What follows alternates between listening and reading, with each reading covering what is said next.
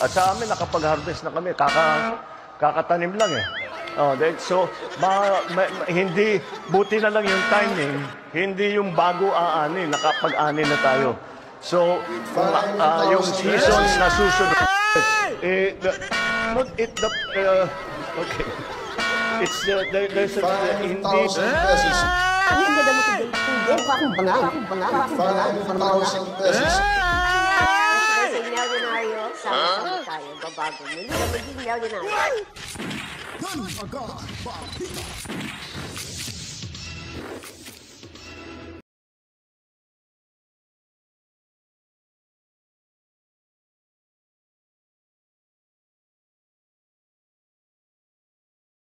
Alright mga kabitan, welcome back na naman ho. Dito naman ho tayo sa ating munting bahay. At heto, nagbabalik na naman ho tayo dahil medyo groggy pa ho tayo mga kabalitaan.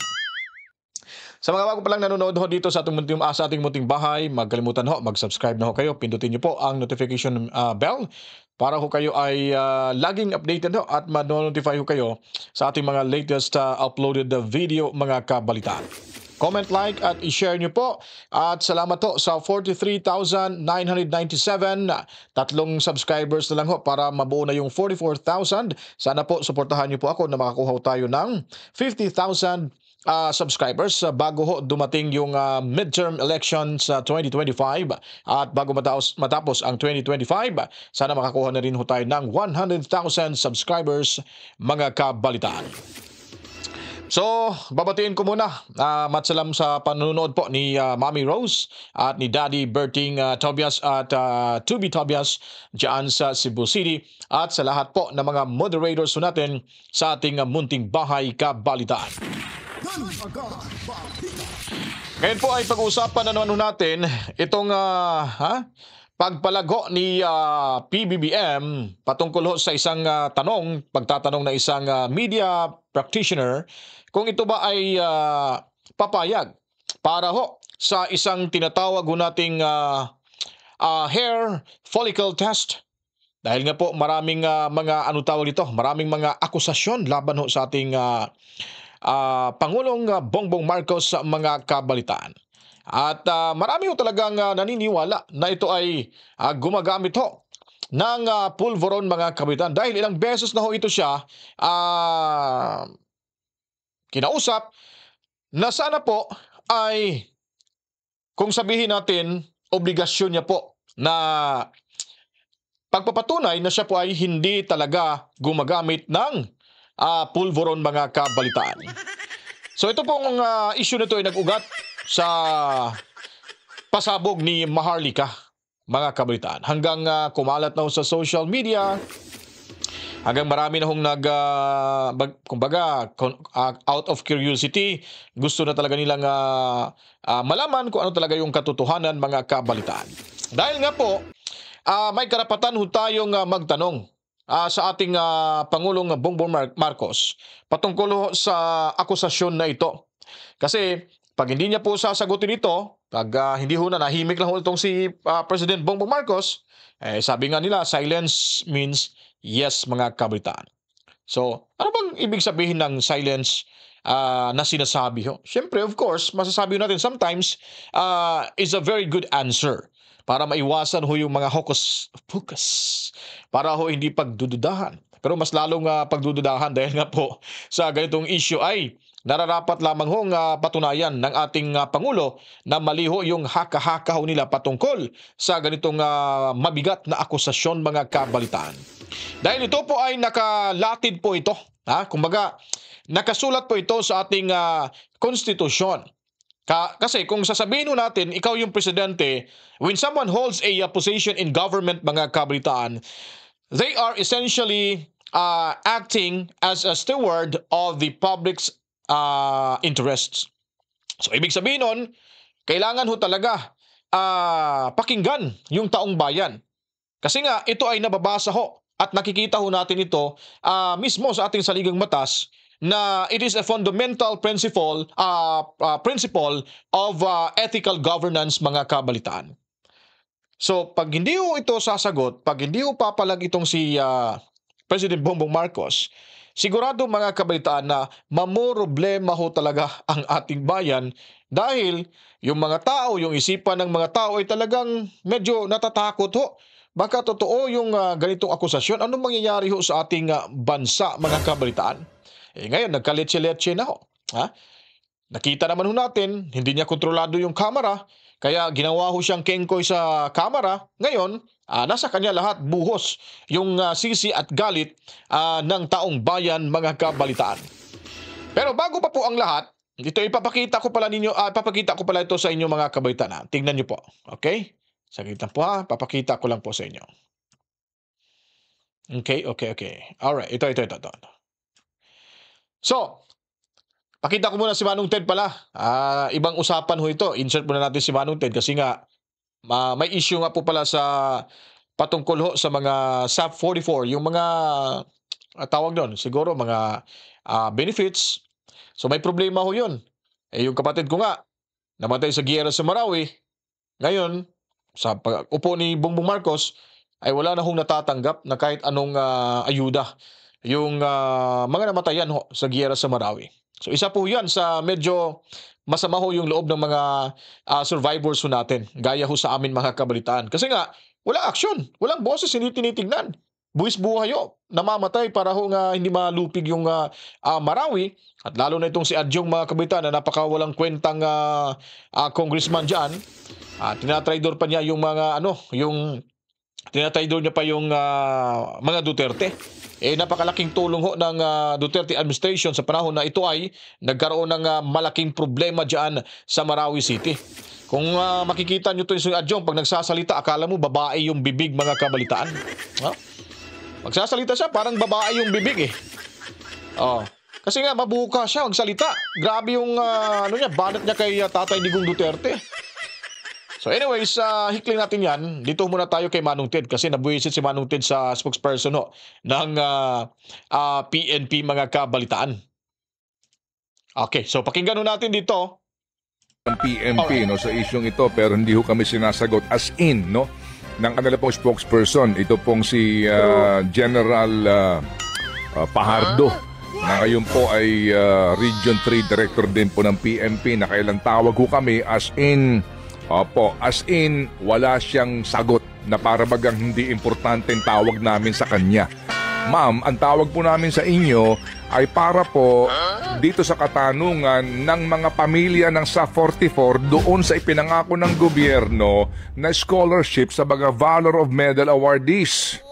Yan pong aming tanong sa inyo, ma'am. Hindi kayo nasagot. Bakit? Kami tumatawag din po sa kalihim ng DILG. Nasa abroad lang daw po ngayon at kami po ay nai-refer sa NAPOLCOM, pero Friday pa daw po yung aming interview. Napakasimple na katanungan ng mga pamilyang ito. Ano na yung pinangako ng gobyerno? Ang spokesperson po ng PNP ngayon, di natin maintindihan kung ano mga pinagkakabalahan. Kung di ho kayo spokesperson na ngayon, sabihin nyo kung di na kayo spokesperson. Period. Kami po ay natawag sa spokesperson po ng PNP sa isyong ito, pero hindi ho kami. Alright, so yun po yung issue dyan. Nakakasama talaga ng loob ho. At siguro iwas pusoy ito dahil alam naman ho natin, mga kabalitaan, na ganun ho talaga. Napakalaki ho yung problema, mga kabalitaan. So, talagang iwas pusoy ho. Lalo na pag-usapan yung mga benefits, pagpera. Pero sa kamera, binabaha yung pera dyan sa kamera, mga kabalitaan. Hindi na binibigay ho. Ewan ko kung kailan ibibigay. Parang binabahay pinapatubo pa nila Kawawa nga po yung mga natin, mga survivors natin, yung mga namatayan, yung mga anak. Yun talaga yung binibigay yung privilege ng ating gobyerno, na sila ay pag-aaralin yung mga kabataan, yung mga musmus pa lang, at bibigyan ng pension, and then kahit ano-ano pang mga tulong. So sa panahon ngayon ni PBBM, mga kabalitaan, talagang sablay ho sila. Sablay ho, mga kabalitaan. So anyway, bago tayo tutungo dyan kay PBBM, pakita ko muna natin sa inyo itong, baba ko muna to. Pakita ko muna ito sa inyong si Robin Padilla. Napakaganda ho yung speech niya ho dito, mga kabalitaan, nung nagkaroon sila ng pagtitipon-tipon dyan sa Davao City. Lahat ng mga nakikita nating candidates, mga kabalitaan, sa ilalim ho ng mga senatorial slate, sa ilalim ng PDP laban, ay nagkakaisa sila doon. At nabigyan ng pagkakataon itong si Senator Robin Padilla na magsalita, magkwento, at heto po, panoorin at pakinggan ho natin, napakaganda ho patungkol sa mga Duterte, mga kabalitaan. Tulad ng sinabi ng aking mahal na kapatid na si Baste, si Mayor Baste, sorry hindi ko kagad nasabi yung Mayor Tol, kasi magkapatid po kami niyan. Magkasama kami noong 2016, nung kami po yung nangangampanya. Tunay po yung sinabi niya, tandaan po natin yun. Ideology. Ang Davao City ay ideology. Yung tagumpay, yung pagbabago, yung mukha ng ating Pangulong, pinakamagaling na Pangulo na dumating sa Pilipinas. Kahit anong gawin nilang paninira, kahit anong gawin nilang kwento-kwento, walang naniniwala. Sapagkat si Pangulong Rodrigo Roa Duterte ay hindi isang kwento. Siya ay katotohanan. Nangyari. Tingnan niyo po, ngayon, popular na popular si Trump. Pero pag titingnan mo si Trump, Digong. Kinokopya niya si Digong. Ngayon lamang po, nung naupo siya, tingnan ninyo, sino ba ang Pangulo ng Pilipinas na pagkaupo, marami na kagad nangyari? Walang iba, kundi si Digong.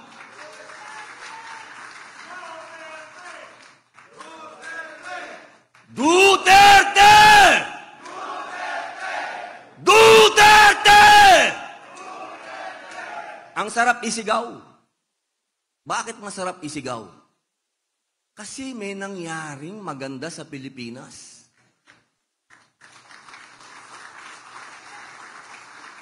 Hindi po tayo pupunta dito ngayon kung hindi tayo naniniwala sa Duterte.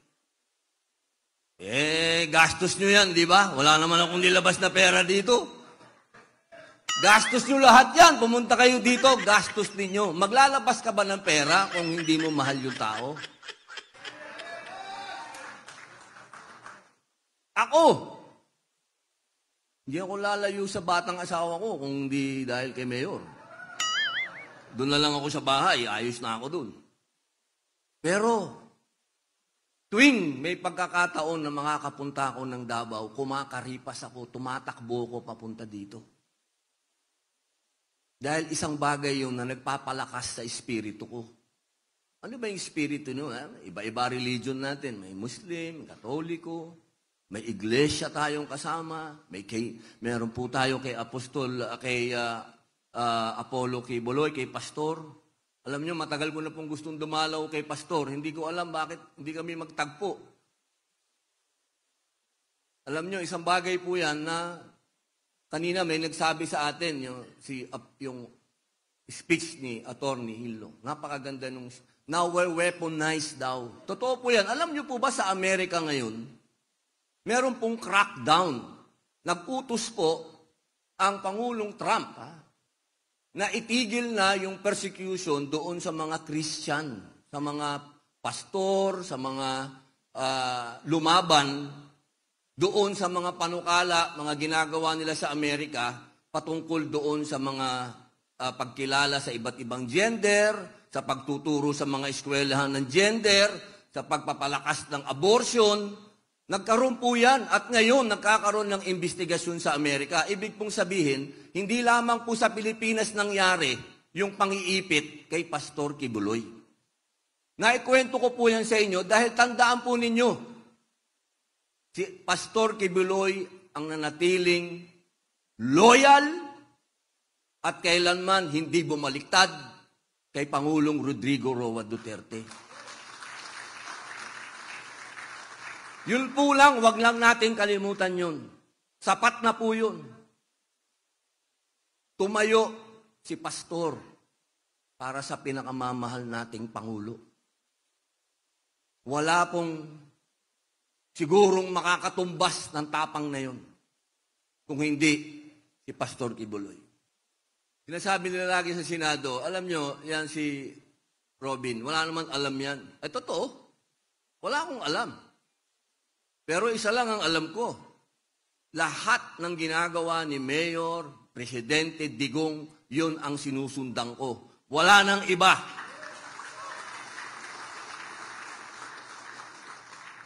Sabi nga nila, alam nyo, sabi ni Pangulong Trump nung kanyang proclamation, inauguration. Sabi niya, it's a revolution of common sense. Alam nyo, i-rewind ninyo kung sinong unang-unang nagsabi niyan. Walang iba, kundi si Pangulong Digong. Common sense!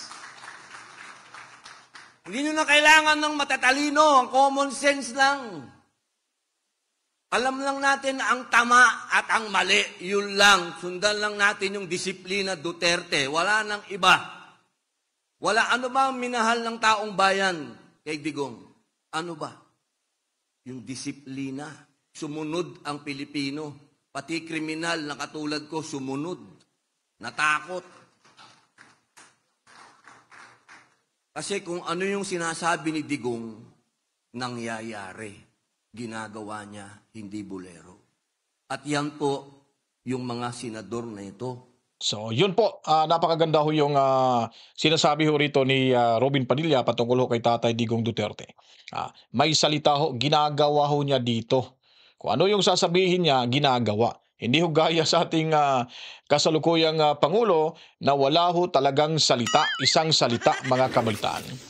Dahil nga po, when it comes of yung tinatawag na decision making, so napakahirap po talaga natin makuha ni mula sa ating Pangulo ngayon mga kabalitaan. Kaya nagkalitsi-litsi ho tayo ngayon dito sa ating bansa. Kaya nagkakaproblema tayo dito ngayon. Tingnan niyo po yung ginagawang kalukuhan dyan sa Kamara.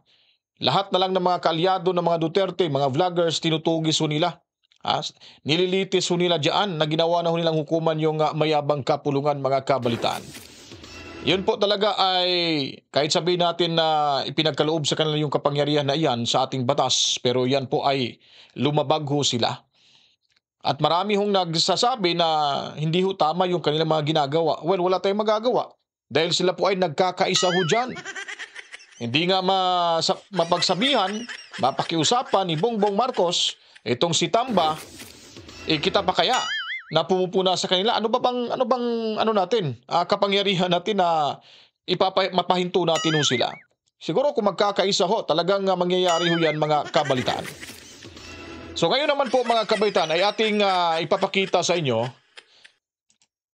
itong ito ibabalik ko natin tong ating isang video mga kabaitan.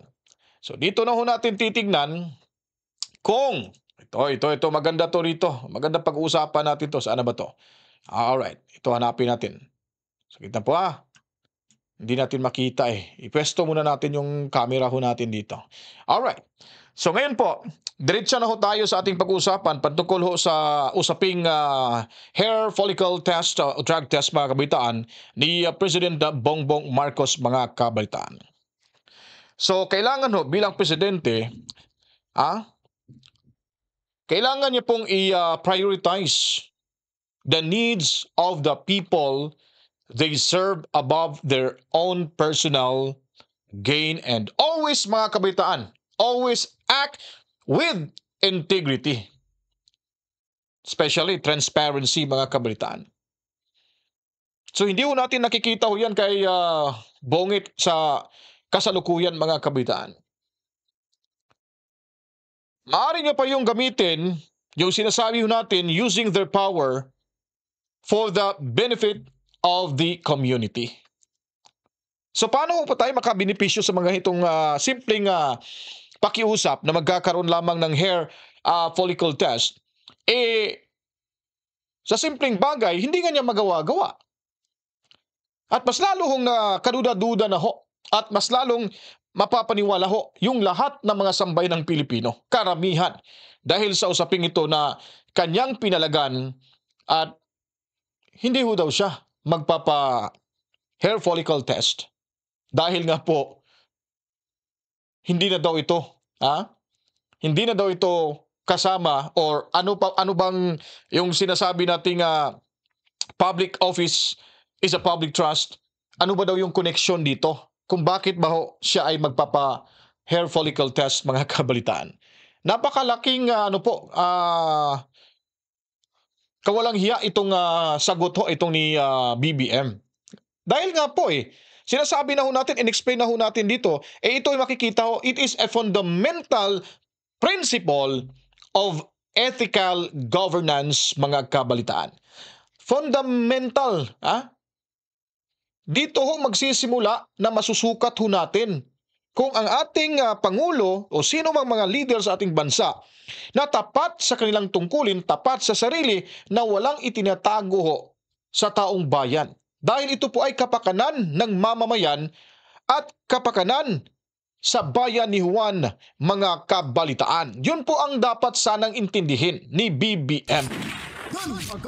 Kaso wala ho tayo dyan Hindi natin maririnig ang mga kabalitaan. Kaya hindi niya po masisisi yung taong bayan na siya ay pagdududahan na talagang gumagamit ho ng pulveron, mga kabalitaan. Alam niyo po ba kung ano po yung epekto ng pulveron? Or yung makikita niyo po yung sinasabing after effect daw, mga kabalitaan? Diba? Ngumingiwi yung bibig. Marami tayo. Lumalalim mo dito lumalalim. Parang nawawalan ka na ng ipin. Tapos gumaganon ka lagi. Diba? Gumaganon ka lagi. At iba-iba na yung mga sinasabi ho, mga kabalitaan. Wala ho sa focus, mga kabalitaan. Yun po yung isa sa mga palatandaan na makikita ho natin. Balisa ho, kung baga. So ngayon, ipaparinig ko po sa inyo itong panayam ng mga kasamahang media ho diyan sa, if I'm not mistaken, siguro baka sa Maynila na ba to o sa Cebu. Basta ho, hiramin natin yung video ng GMA News. So ito po yung tinanong ng isang reporter. Ewan ko lang kung sinong reporter na to. Baka bukas makalawa, mababalitaan na lang, may headlines tong reporter na to, mga kabalitaan. Na nasa hospital na. Diba? Ano lamang ho natin yan. Yung bulaklak lamang ho yan. Pabulaklak ko sa ating kwentuhan dito, mga kabalitaan. Di po ba? So pakinggan ho natin itong panayam ho ng media nitong kay President Bongbong Marcos, at kayo na pong humusga dito, mga kabalitaan. In a senatorial debate, Attorney Vic Rodriguez again called on you to undergo a hair follicle test, citing the constitutional principle that public office is a public trust. What do you say to this, Mr. President? No. Why should they do that? What they say, public trust, public office, public has nothing to do with a follicle test. Wala namang koneksyon ng sinasabi. Diba? Wala namang daw koneksyon ang sinasabi na what is public, ano ba yung sinasabi niya kanina, public office is a public trust. Wala naman daw kinalaman, mga kabitan. Take note, as what I've said a while ago, it is a fundamental principle of ethical governance, mga kabalitaan. Fundamental ho yan. Alam niyo po yun.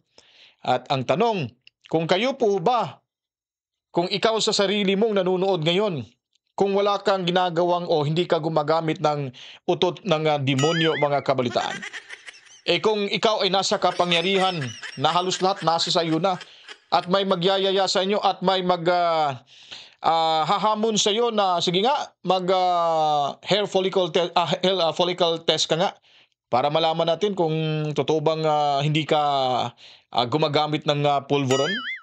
O ba't ka ba? Ba't mo ba itatanggi ho yun? Nasa gobyerno ka. I-sponsor mo sa government yung hair follicle test. At patutunayan ho natin, mabigat po ba yung desisyon na yan? Kung wala po ba kayong ginagawang o gumagawa sa ganung bagay, kung kayong manunood, ano bang sasagot nyo dyan? I myself, if there's someone na magtanong ho sa akin, if willing ba akong mag-hair follicle test, hindi naman ako gumagamit ng ipinagbabawal na gamot. Why not? Di ba? Ganun lang. Ba't po ba tayo matatakot kung wala ho tayong itinatago ho mga kabalitaan? Hindi ho, mali ho yung sagot ni PBBM na ano bang koneksyon sa public office is a public trust. Natural. Nasa konstitusyon ho natin yan. Dapat ho, you prioritize the needs of the people. Simple lang ho yan. You prioritize the needs of the people. Gamitin mo yung kapangyarihan mo. Gamitin mo yung mga resources mo dyan para kung ayaw mo makagasto, di gamitin mo dyan yung pera ng gobyerno para magkaalaman. Kasi nga, sinasabi nga sa ating saligang batas na kailangan magkaroon ho tayo ng integridad at transparensiya ho sa mamamayang Pilipino na sinisirbahan niyo po bilang ama ng ating bansa. Di po ho ba? Hindi ho masama siguro kung sasabihin mo, why not? Sino ba mag-sponsor? Kahit hihingi ka ng... Siyempre, may kamahalan ho yun ng hair follicle test. At ang nakakaganda ho sa hair follicle test, mga kabalitaan, kahit kung gumagamit ka, sabihin natin ng mga ilang buwan or taon, ay malalaman pa rin ho yan, mga kabalitaan. Hindi gaya ng magpa-urine test ka, magpa-drug test ka through sa ihi mo.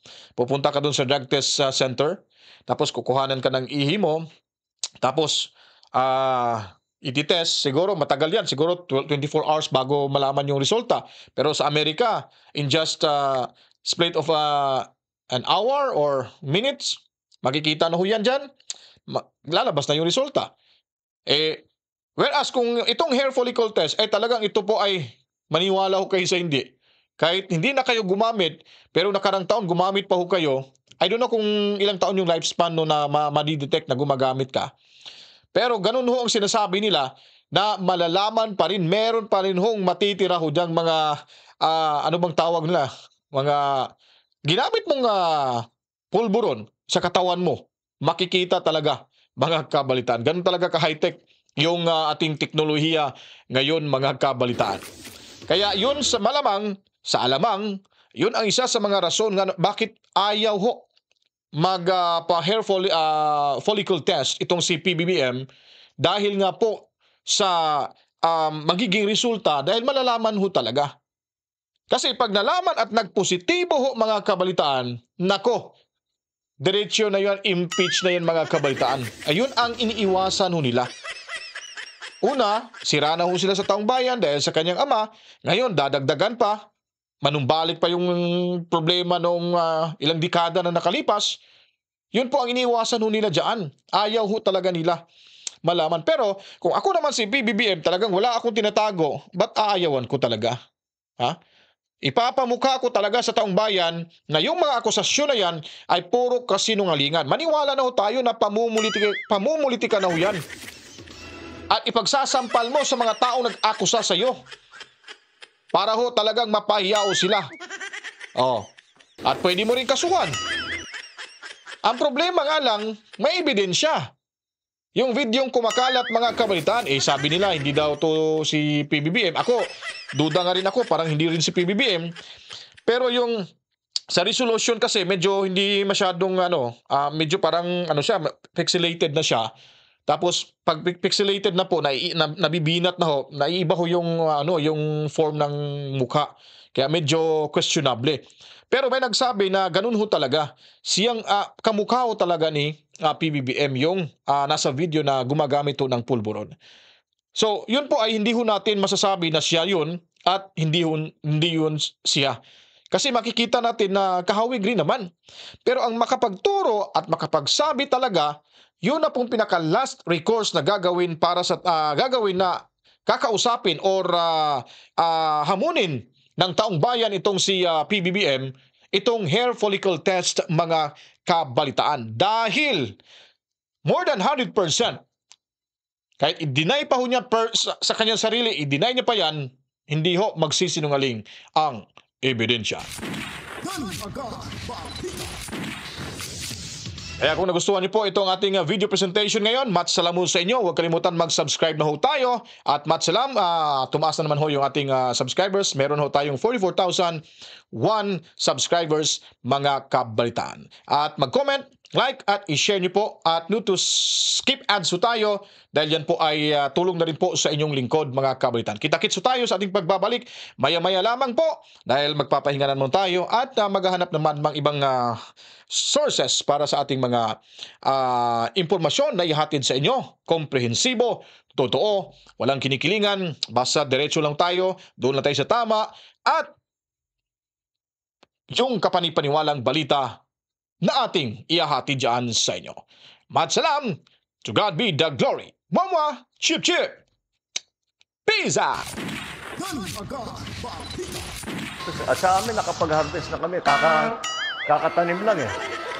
So, hindi, buti na lang yung timing, hindi yung bago aanin, nakapag-anin na tayo. So, yung season na susunod, not it the, okay. It's the, hindi, Hindi ka today. Hindi. Bakit bangal? Bangal. 5,000 pesos. Or should I say milyonaryo? Sama-sama tayo babago muli para maging milyonaryo.